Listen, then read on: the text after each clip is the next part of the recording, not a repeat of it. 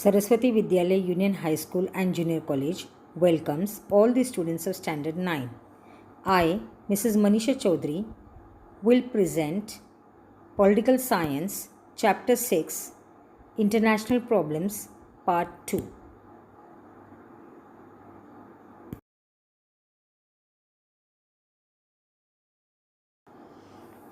Let us continue, students, with Part 2, Chapter 6, International Problems. Do you know there are 30 articles in the United Nations Declaration of Human Rights? There are a few articles about civil rights. Similarly, there are provisions of economic rights like right to work and equal pay for equal work. It is expected that member nations should extend civil rights to citizens. Just like the United Nations Declaration of Human Rights on 20th November 1959, a declaration of the rights of the child was proclaimed.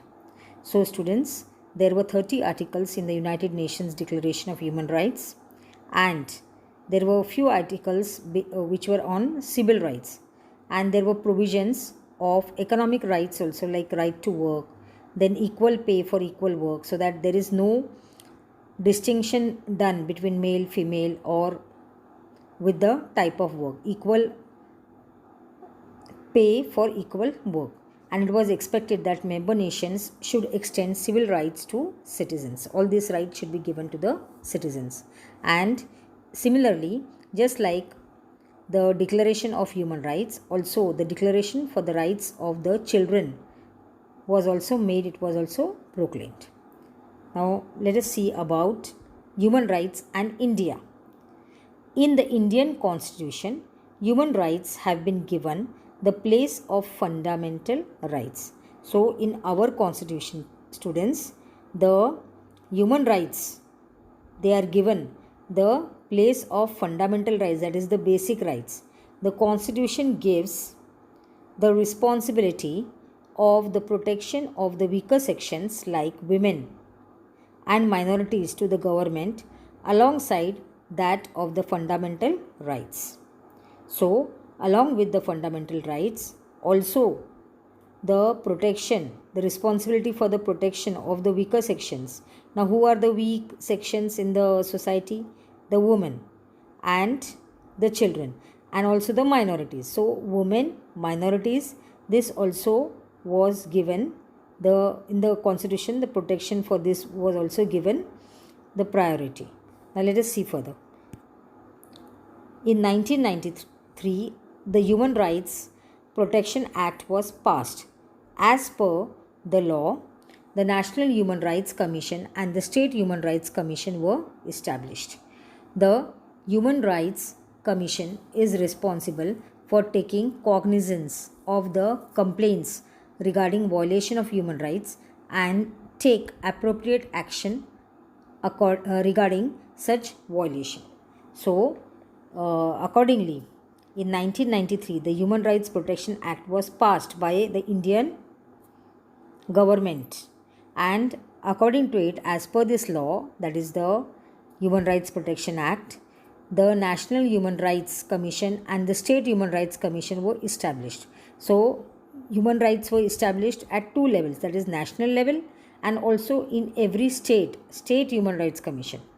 The Human Rights Commission is responsible. Now, what was the work of this commission? It was responsible for taking cognizance. Now, cognizance means understanding, to take the notice or to understand of the complaints regarding violation of human rights and take appropriate action regarding such violation. So, nobody should violate the human rights, and if it is done, then proper action to be taken. Now, next, secure environment. In the present times, the concept of human rights has become broader, and it is increasingly been accepted that a secure environment is an important human right. So, now students, after human rights, we are studying about environment. Now, environment, a proper environment is also very much important, and so the concept of human rights, it has become more broader, and it is increasingly been accepted that a secure environment is an important human right. So to secure a proper environment, that is also a human right. At the international level, the awareness and need of saving the environment was expressed in 1970.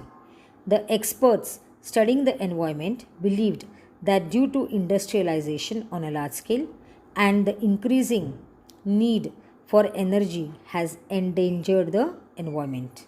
So the experts, they believed that because of all the industries which are more developed, as we are modernizing, more and more industries are coming up, and because of that, what has happened, there is endanger for the environment. So there is increasing need for energy, and this has endangered our environment. These activists celebrated the first Earth Day on 22nd April 1970. So it was on 1970, on 22nd April, that first time Earth Day was celebrated. Chemical fertilizers and pesticides used in agriculture, sound pollution due to vehicles, radiation from nuclear reactors, oil leakages or leakages of chemical gases make the environment unsafe and create various problems. So the experts, they after the studies, they have found out, and they have shown that how the environment is in danger. Chemical fertilizers, then the pesticides which are used in agriculture, sound pollution which is caused due to vehicles, then the radiations which are coming from the nuclear reactors, the oil leakages from or leakages of chemical gases, this all make the environment unsafe. The environment becomes polluted, and this creates various problems.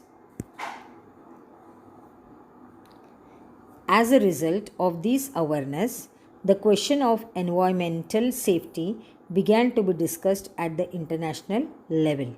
After the wave of globalization that started in 1990, the interdependence among nations increased, and therefore a need for nations to cooperate with each other emerged. The threat to the environment caused by pollution or by leakage of oil or gas does not remain restricted to one nation. Also, its effects are long term. It becomes necessary for nations to act with each other's consent and cooperate in order to deal with these effects. Now, students, after the awareness, as a result of this awareness, the question of environmental safety, it began to be discussed at international levels. So the world understood this, and they took this question at the international levels. And after, especially when the globalization, after the wave of globalization, which was in 1990, the interdependence among nations has increased. Many nations are dependent on each other for trade, for other things, and therefore a need for nations to cooperate with each other also emerged. So the nations understood that they also have to cooperate with each other. The threat, that is the danger to the environment caused by pollution or by leakage of oil or gas, it does not remain to only our country or one nation, but its effects are long term, and it has become necessary that the nations to act with each other's consent, means everybody should agree with each other and cooperate in order to deal with these effects. The visible effects of the decline of environment are extinction of species, decrease in the fertility of soil, water shortage, fluctuation in the proportion of rainfall, global warming, drying up of rivers and lakes, pollution of rivers and seas, incidence of newer diseases, acid rains, thinning of the ozone layer, etc. So, what were the effects of this environmental decline? So decline of the environment means what exactly things were visible. It was the extinction of species means the species which were in plenty, now they have become extinct, means they are on the verge of getting disappeared. That is the meaning of extinction. And it is the species like some plants, some animals. Then the decrease in the fertility of the soil, because when you are using the soil again and again for growing crops, then the fertility of the soil is lost. Then water shortage, the shortage of water which is there, fluctuation in the proportion of rainfall, the rainfall also does not come on time, and at the same time there is proportion is also keeps on changing. So these are the effects of the decline of the environment. So it means that the environment is harmed in some way or the other. And then drying of the rivers, global warming,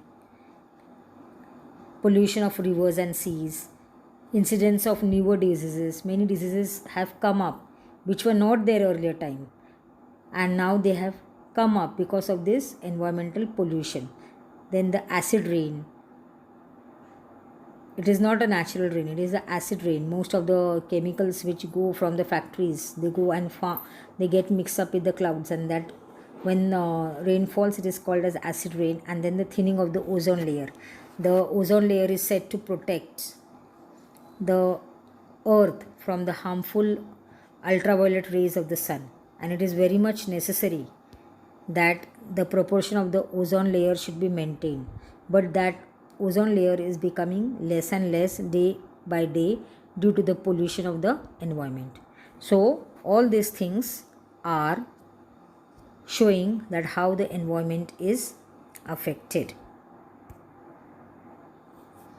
Even if some of the effects are restricted to particular nations, these problems reach global proportions. Now, conservation of environment, a legacy. Now, what is a legacy? A situation that exists now because of events or actions that took place in the past. That is the meaning of legacy. Now, newer diseases, all this, acid rain, thinning of the ozone layer, etc. Even if some of the effects are restricted to particular nations, these problems reach global proportions due to their long-term effects, while some problems are inherently of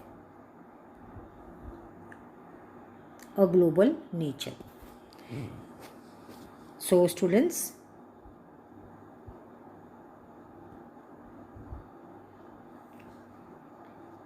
till here we will stop. Thank you.